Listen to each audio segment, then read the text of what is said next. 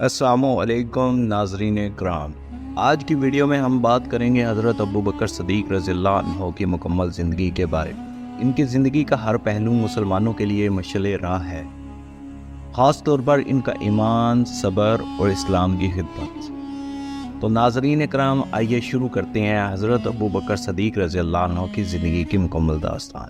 حضرت ابوبکر صدیق رضی اللہ عنہ کا اصل نام عبداللہ بن عثمان تھا، اور آپ کا لقب صدیق نبی کریم صلی اللہ علیہ وآلہ وسلم نے اس وقت دیا جب آپ نے معراج کے واقعے کی تصدیق کی۔ آپ کا تعلق قریش کے معزز خاندان بنی تمیم سے تھا۔ آپ کی پیدائش 573 عیسوی میں مکہ مکرمہ میں ہوئی۔ آپ کی ابتدائی زندگی بہت سادگی اور دیانتداری پر مبنی تھی۔ عرب معاشرات میں آپ کو عزت کی نگاہ سے دیکھا جاتا تھا اور آپ ایک کامیاب تاجر تھے۔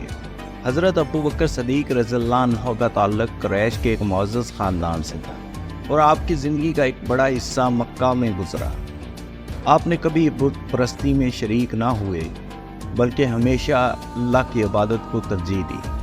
اسلام سے پہلے آپ قریش کے کئی سرداروں کے ساتھ تھے، جنہوں نے نبی کریم صلی اللہ علیہ وآلہ وسلم کی دعوت اسلام کو رد کیا اور اس کی مخالفت کی۔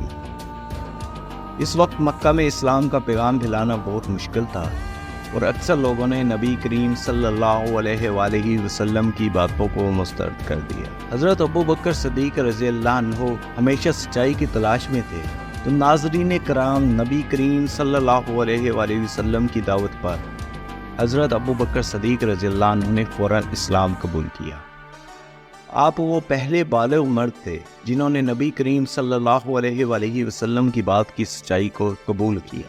اسلام قبول کرنے کے بعد آپ نے اپنے قریبی دوستوں اور خاندان کو بھی اسلام کی دعوت دی، اور آپ کی کوششوں سے حضرت عثمان بن عفان، حضرت عبد الرحمن بن عوف، حضرت طلحہ بن عبید اللہ اور حضرت زبیر بن عوام جیسے عظیم صحابہ اسلام میں داخل ہوئے۔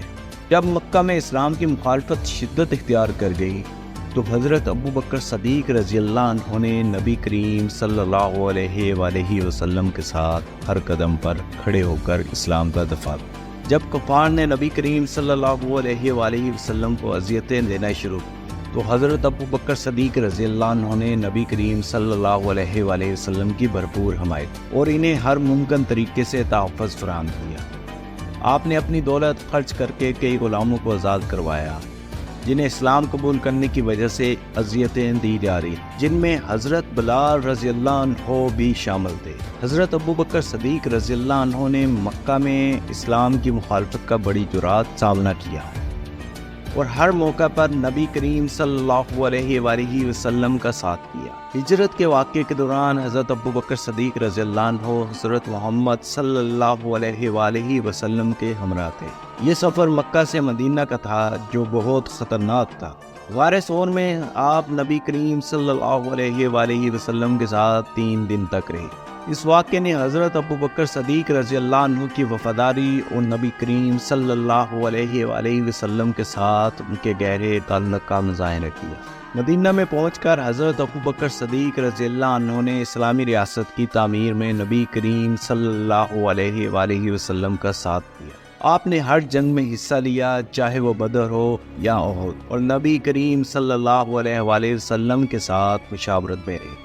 نبی کریم صلی اللہ علیہ وآلہ وسلم کی وفات کے بعد حضرت ابوبکر صدیق رضی اللہ عنہ مسلمانوں کے پہلے خلیفہ بنے۔ آپ کا خلافت سنبھالنا ایک اہم موڑ، کیونکہ اس وقت مسلمانوں کو ارتداد کی تحریکوں کا سامنا تھا۔ کچھ قبائل نے اسلام سے انکار کر دیا اور زکوٰۃ دینے سے منع کیا۔ حضرت ابوبکر صدیق رضی اللہ عنہ نے ان قبائل کے خلاف سخت کارروائی کا فیصلہ کیا، اور حضرت خالد بن ولید رضی اللہ عنہ کی قیادت میں اسلامی فوج کو روانہ کیا۔ جب نبی کریم صلی اللہ علیہ وآلہ وسلم کی وفات کے بعد کچھ لوگوں نے اسلام سے رخ موڑ لیا، تو حضرت ابوبکر صدیق نے ان کے خلاف بھرپور اقدام کیا۔ آپ نے حضرت خالد بن ولید رضی اللہ عنہ کو ان باغی قبائل کے خلاف بھیجا، جنہوں نے دشمن کو شکست دی اور اسلامی ریاست کو محفوظ کیا۔ ان جنگوں میں حضرت ابو بکر صدیق رضی اللہ عنہ نے ثابت کیا کہ وہ ایک عظیم قائد ہیں جو نہ صرف دین اسلام کو محفوظ رکھتی ہیں بلکہ اسلامی ریاست کو مزید وسعت بھی دینے میں اہم کردار ادا کرتی ہیں۔ حضرت ابو بکر صدیق رضی اللہ عنہ کے دور خلافت میں عراق اور شام کی فتوحات کا آغاز ہو گیا۔ حضرت خالد بن ولید اور دیگر صحابہ کی قیادت میں اسلامی فوج نے کئی علاقے فتح کیے، جن میں یمامہ، عراق اور شام کے بڑے علاقے شامل ہیں۔ ان فتوحات نے اسلامی ریاست کو مضبوط کیا اور اسے مزید وسعت دی۔ حضرت ابو بکر صدیق رضی اللہ عنہ نے اس بات کو یقینی بنایا کہ اسلام کا پیغام نہ صرف عرب کے علاقوں تک محدود رہے بلکہ دنیا کے دیگر حصوں تک بھی پہنچے۔ حضرت ابو بکر صدیق رضی اللہ عنہ کا دور خلافت عدل و انصاف پر مبنی۔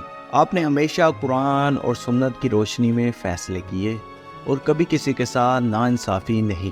آپ کے فیصلے عوام کے لیے شفاف اور منصفانہ ہوتے اور آپ ہمیشہ مسلمانوں کے حقوق کی حفاظت کرتے رہے۔ ناظرین کرام، حضرت ابو بکر صدیق رضی اللہ عنہ نے 634 عیسوی میں وفات پائی۔ آپ کی وفات کے بعد حضرت عمر بن خطاب رضی اللہ عنہ کو دوسرا خلیفہ مقرر کیا گیا۔ آپ کو نبی کریم صلی اللہ علیہ وآلہ وسلم کے پہلو میں دفن کیا گیا، جو آپ کی نبی کریم صلی اللہ علیہ وآلہ وسلم سے محبت اور قربت کا ثبوت ہے۔ حضرت ابو بکر صدیق رضی اللہ عنہ کی زندگی قربانی، ایمان اور عدل کی عظیم مثال ہے۔